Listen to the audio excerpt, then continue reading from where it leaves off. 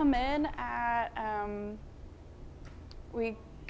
like 4, but I will wake up at 3 just like naturally, because if they don't come in, then I need to be here, you know?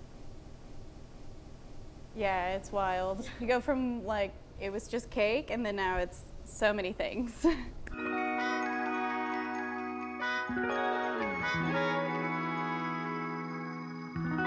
My name is Adriana Horton, and I am the owner and baker and cake decorator behind Oh Honey.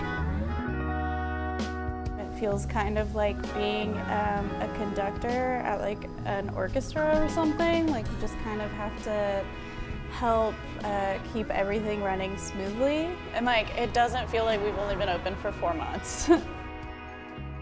So I started baking back in like 2009, and in 2020 I found out that this building was becoming available, and I tried to figure out how it was going to work, and I just couldn't. And then I got approached by a hospitality group. They were willing to get on board with me and offered to help me make it happen. So here we are.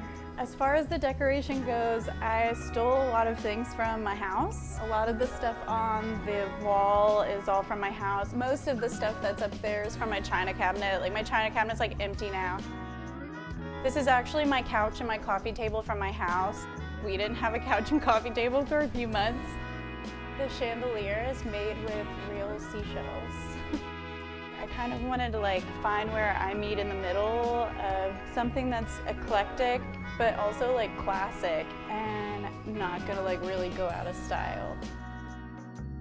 Our coffee, we source our coffee from Little Light in Warner Robins. We've had a lot of fun just going through and making sure that what we're providing is a higher quality and a better price, and just all around something different than what all of the other coffee shops here are offering. Do you want any kind of flavor in this? I fixed myself some cold brew.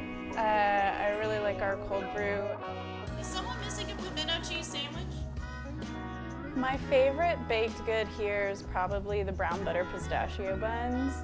That's gotta be my favorite, or the white chocolate pistachio cookies. Those are also really good. It's really difficult to feel like you can commit to taking on that type of risk, because you feel like, am I giving up too much for my creativity? Like, how far is my creativity gonna get me versus if I pick something that would be really easy and stable, like long term, you know?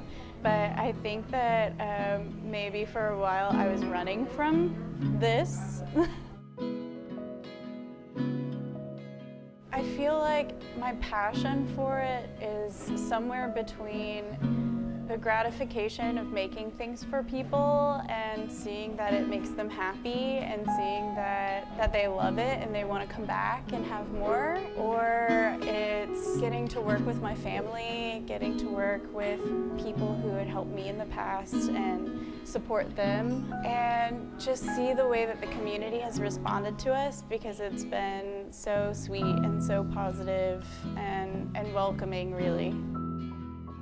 I don't think that I ever realized that this was something that I really wanted until my husband started working at Society Garden, and I would just like stand outside of this building and I could just see it being a coffee shop and a bakery and just something that the community really needed and that I thought that I could provide well. My end goal is just to see it succeed. Like, I just want to see everyone who has helped me up to this point benefit from what we've built.